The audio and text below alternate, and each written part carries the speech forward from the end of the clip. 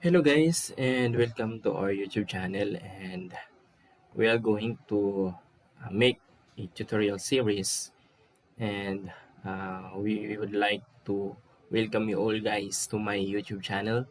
I'm Kuya Gep. We are going to discuss the Java programming basics course. If you are curious about programming and we want to build useful applications to challenge ourselves, you're in the right place, guys. In this tutorial series, guys, we're diving into Java programming basics, and whether you are a complete beginner or someone looking to refresh their knowledge, this series is designed to give you a solid foundation in Java. Beginner tutorials for this series, guys. So we will start from ground zero, and we work our way up, creating functional programs step by step. So together we will demystify the concept and reveal the jargon and turn coding into something you not only understand but also enjoy. My goal is to make programming accessible and engaging, so you're not just watching me code, you're coding right alongside with me. Whether you're never seen a line of code before or you're looking to add Java to your skill set, I'm here to guide you every step of the way. To get ready to unlock the magic of programming and open the doors endless creative possibilities. So let's jump into the world of programming basics together. In this tutorial, we are going to discuss the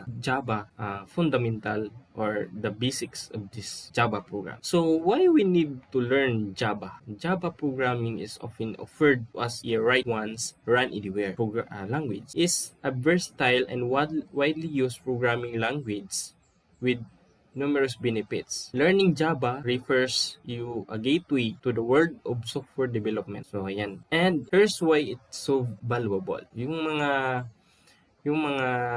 ating Java programming, ito po yung ginagamit natin. No? It is very popular na programming language, and Java is used to develop mobile apps and web apps, desktop application, games, and so much more. So we call this Java is used in variety of application from web development to mobile app. So ayan, we have this versatility means that your skill can be applied across different domains. We have this strong job market. Many companies actively seek Java developers due to the language popularity and widespread use. So ito na po yung high demand ng mga programming language. So learning Java can open up numerous job opportunities in career paths. So ito na po yung mga demand ng mga programming language in the market. We have this platform independence. Platform independence, Java programs can run on any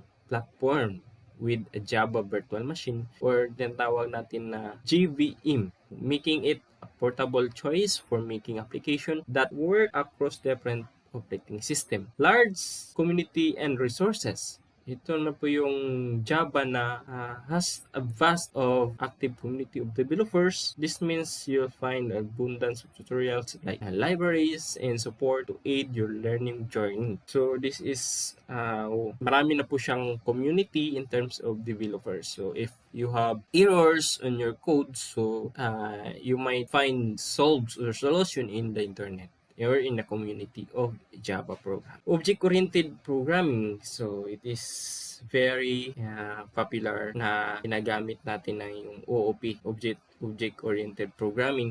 Java object-oriented natures aligned with modern programming practices, making it an excellent language to learn for those new programming concepts. So ayan. So what we will cover in this series. We have this series na we'd like to discuss variables, data types, operators and expressions, control structures. We have function methods. We have OOP basics, working with string, arrays, exception handling, basic input and basic output. We have these comments and documentation. We have the discussions or topics na ating discuss dito sa ating series. So that's all for this video, and we will see you in next video.